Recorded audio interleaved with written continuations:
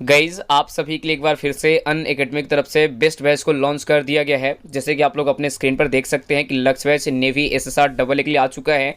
बहुत ही best batch है। India के नंबर 1 एडुकेटर के साथ इस बैच को तैयार कर दिया गया है। इसमें आपको एडुकेटर मिलेंगे मयंक चतुर्वेदी सर है, दीक्षा वशिष्ठ मैम है, खेताराम सर है, अभिषेक जादव सर है। तो ये बैच आपका 3 मई से स्टार्ट है और 30 जून तक चलने वाला है। अगर चाहे तो इस बैच को ज्वाइन अवश्य कर लीजिएगा, क्योंकि डबल एसआर की अगर तैयारी करना चाहते हैं बेस्ट, तो इस बैच को आप अवश्य ज्वाइन करिएगा। एक और हम लोग का बैच आ चुका है, मंजिल करके बैच है नेवी का।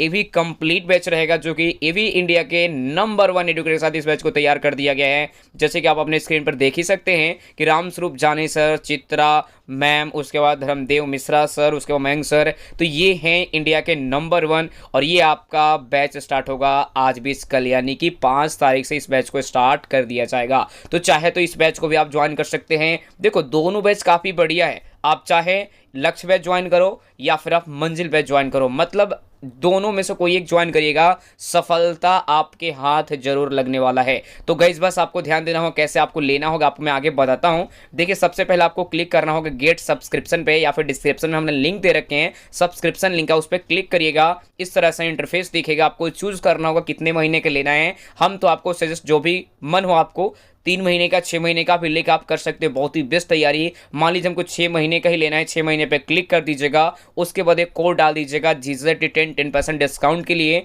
और उसके बाद आपको फाइनल प्राइस जो पड़ेगा 1 महीने का 1440, 3 महीने का 3600, 6 महीने का 5760, 12 महीने का 7200, और रिडम करिएगा तो यहाँ पे और डिस्काउंट मिल जाएगा। ठीक है, तो आप जाके आराम से ले सकते हैं और अच्छी तैयारी कर सकते हैं नेवी एसएसआर डबल ए के लिए। बहुत ही बेस्ट बैच है, आप ज्वाइन जरूर करिएगा इस बैच को, इतना मैं कहता हूं, क्योंकि अगर आपको पहली बार में सिलेक्शन लेना होगा कि आप सभी लोग ठीक होंगे। तो दोस्तों मैं आज आप लोग के लिए जीके के मोस्ट इंपॉर्टेंट क्वेश्चन लेके आई हूँ, जो आपके एग्जाम के लिए बिल्कुल इंपॉर्टेंट रहेगा। ठीक है, तो चलिए शुरू करते हैं बिना किसी देरी का। और यहाँ पे मैं आपको ये बता दूं कि अगर आप इस वीडियो की पूरी पीडीएफ डाउनलोड करना चाहते हैं तो हमारे इस वीडियो के डिस्क्रिप्शन बॉक्स में टेलीग्राम और इंस्टाग्राम दोनों का लिंक दे दिया गया है।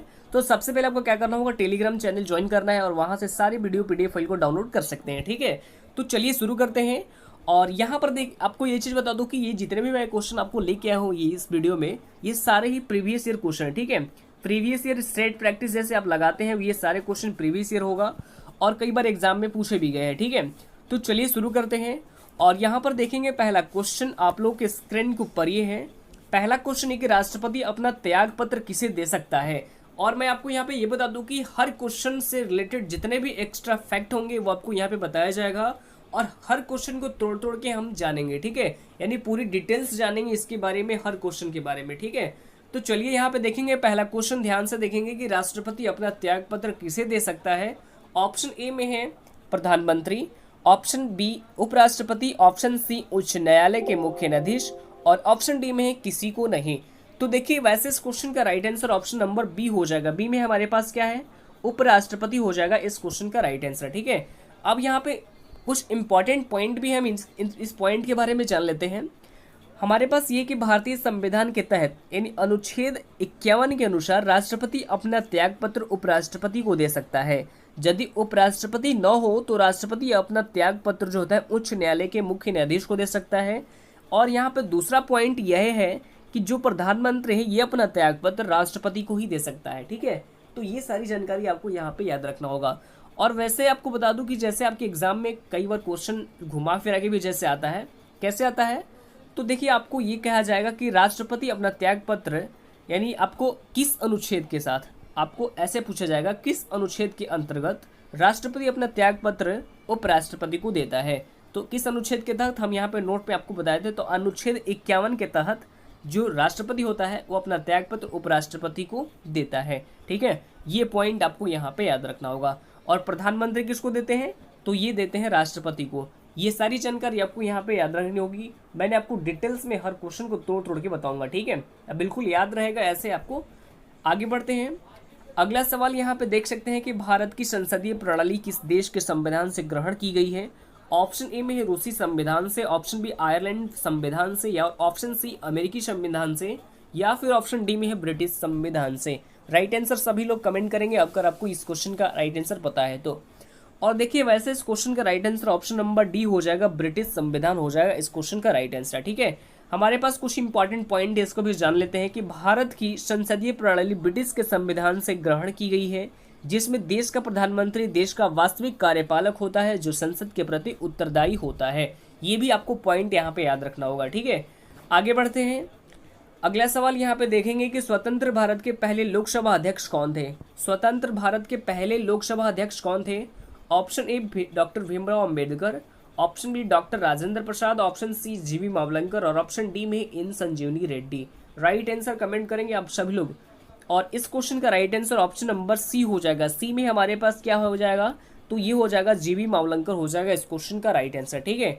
कुछ इंपॉर्टेंट पॉइंट है, इसके बारे में हम जान लेते हैं। पॉइंट ये है कि स्वतंत्र भारत के पहले लोकसभा अध्यक्ष जीवी मावलंकर थे। इनका कार्यकाल 15 मई 1952 से लेकर 27 फरवरी 1956 के मध्य था। यह 26 नवंबर 1949 से अंतरिम संसद के भी अध्यक्ष भी रहे थे। ये भी आपको यहाँ पे याद रखना होगा, ठीक है। आगे बढ़ते हैं। अगला सवाल यहाँ से ध्यान से देखिएगा कि लोकसभा के निर्वाचन की सीटों की अधिकतम संख्या कितनी हो सकती है। ऑप्शन ए में है 530, ऑप्शन बी 540, ऑप्शन सी 550 और ऑप्शन डी में है 555। राइट आंसर कमेंट करेंगे। ये कई बार एग्जाम में आपके पूछा गया सवाल है और ये जो सवाल है ये वेरी वेरी इंपॉर्टेंट सवाल है, इसको आपको याद रखना होगा, ठीक है। और इस क्वेश्चन का right answer option number C हो जाएगा। सी में हमारे पास क्या है? 550 हो जाएगा इस क्वेश्चन का राइट आंसर। हमारे पास कुछ एक्स्ट्रा पॉइंट भी यहाँ पे देख सकते हैं कि अनुच्छेद 81 के अनुसार लोकसभा का निर्वाचन की सीटों की अधिकतम संख्या 550 हो सकती है। वर्तमान में लोकसभा के लिए 300 यानी 530 सदस्य तथा संघ राज्य क्षेत्र 13 सदस्य निर्वाचित हो सकते हैं। आपको मैं यह बता दूं कि अनुच्छेद से रिलेटेड आपके एग्जाम में सवाल ज़्यादातर पूछे जाते हैं, ठीक है।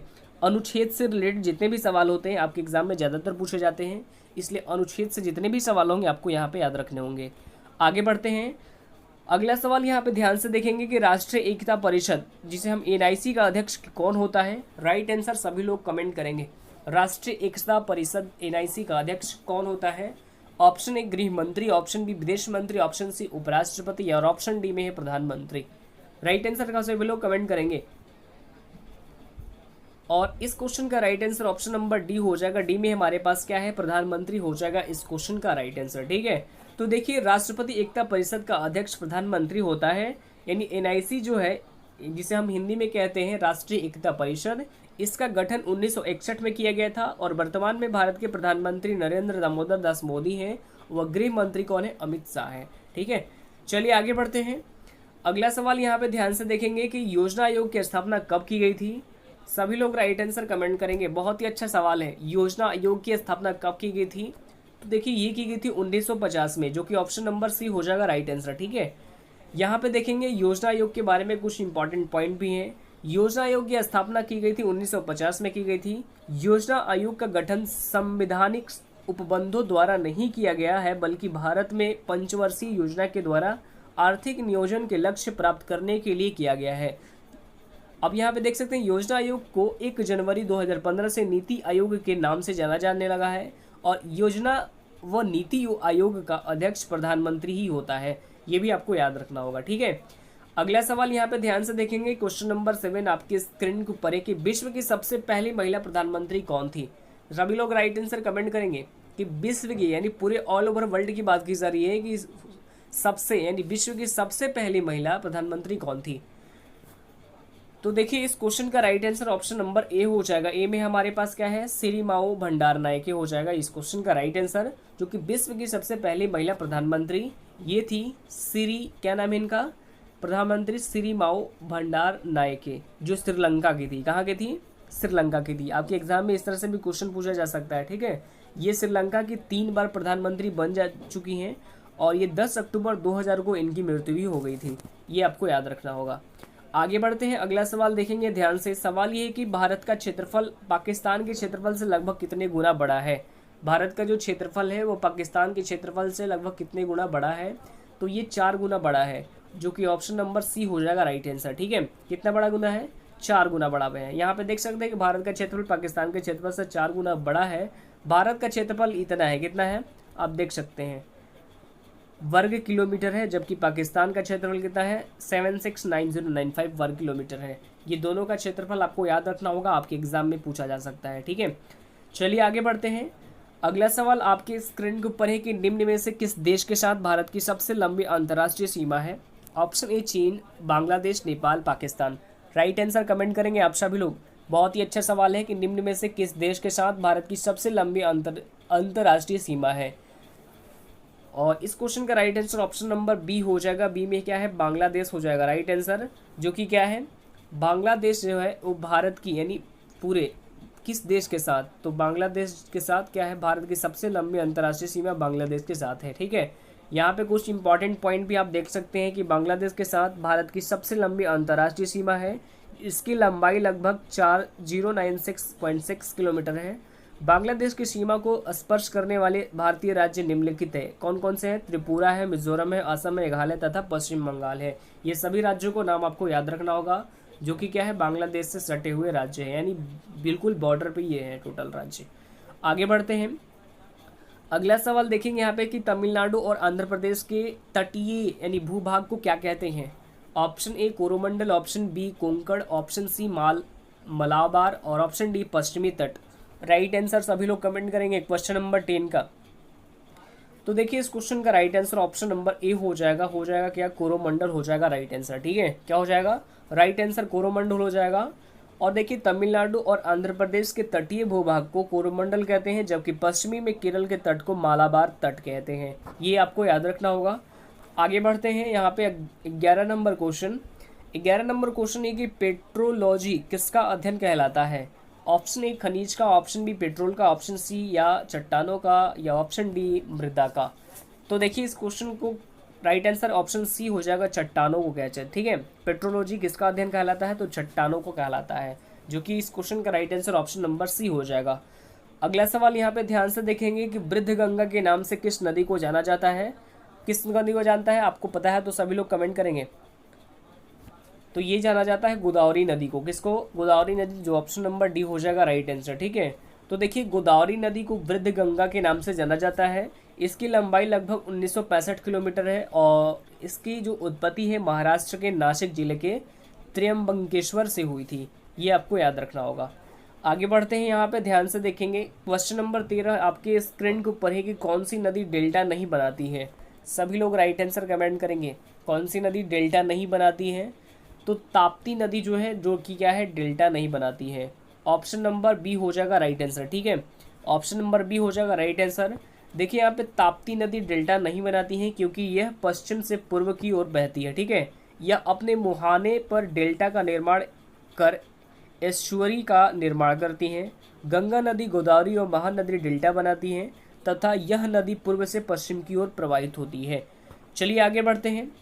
अगला सवाल आपके स्क्रीन के ऊपर है कि भारत में कुल कितने मुख्य बंदरगाह है। बहुत ही अच्छा सवाल है, कई बार एग्जाम में पूछा गया है सवाल। ठीक है, भारत में कुल कितने मुख्य बंदरगाह है। इस क्वेश्चन का राइट आंसर ऑप्शन डी हो जाएगा, यानी टोटल कितने हैं, 13 बंदरगाह है। ठीक है, भारत में टोटल कितने बंदरगाह है, टोटल 13 है। अगला सवाल देखेंगे यहाँ पे, साइलेंट वैली किस राज्य में स्थित है। बहुत ही अच्छा सवाल है, ये भी सवाल पूछा गया है, साइलेंट वैली किस राज्य में स्थित है। तो ये स्थित है केरल में। ऑप्शन नंबर बी हो जाएगा राइट आंसर। ठीक है, साइलेंट वैली जो शांत घाटी हम कहते हैं, क्या कहते हैं, शांत घाटी, केरल राज्य में स्थित है। साइलेंट वैली अपनी जैव विविधता के लिए जानी जाती है। यहाँ पादपों तथा प्राणियों की दुर्लभ प्रजातियां भी पाई जाती है। चलिए आगे बढ़ते हैं, यहाँ पे ध्यान देंगे क्वेश्चन नंबर 16 आपके स्क्रीन के ऊपर ये है कि भारत में सबसे ज्यादा वन किस राज्य में पाए जाते हैं। बहुत ही अच्छा सवाल है। तो ये देखिए ये पाए जाते हैं मिजोरम, जो कि ऑप्शन नंबर सी हो जाएगा इस क्वेश्चन का राइट आंसर। ठीक है, भारत में सबसे ज्यादा वन मिजोरम राज्य में पाए जाते हैं। 2013 की रिपोर्ट के अनुसार मिजोरम में वनों का प्रतिशत 90.38% था, जबकि 2015 की रिपोर्ट के अनुसार 88.92% थी। उत्तर प्रदेश में वनों का प्रतिशत 9.18 है। ठीक है, ये आपको याद रखना होगा। आगे बढ़ते हैं, यहाँ पे अगला क्वेश्चन ध्यान से देखेंगे, बहुत ही अच्छा सवाल है, इंपॉर्टेंट क्वेश्चन आपके एग्जाम के लिए। ठीक है, झूम की खेती अभी भी किस राज्य में प्रचलित है। बहुत ही अच्छा सवाल है, झूम की जो खेती होती है वो अभी भी किस राज्य में प्रचलित है।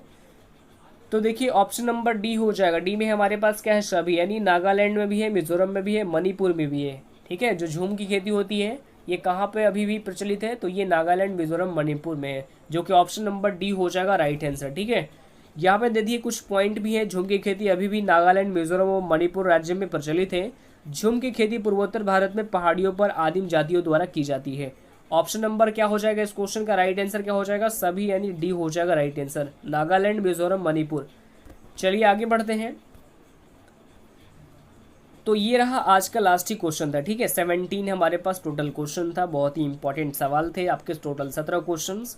और ये सारे क्वेश्चन प्रीवियस ईयर है, कई बार एग्जाम में पूछे गए हैं, आपको याद रखना होगा। फिर से आपको यहाँ पे दोबारा से रिपीट कर रहा हूँ कि अगर आपको इस वीडियो की पूरी पीडीएफ डाउनलोड करना चाहते हैं तो हमारे इस वीडियो के डिस्क्रिप्शन बॉक्स में टेलीग्राम और इंस्टाग्राम दोनों का लिंक दिया गया है, वहाँ से जाके आप सारे वीडियो पीडीएफ फाइल को डाउनलोड कर सकते हैं, ठीक है। तो चलिए मिलते हैं नेक्स्ट वीडियो में, आज के लिए इतना ही, धन्यवाद।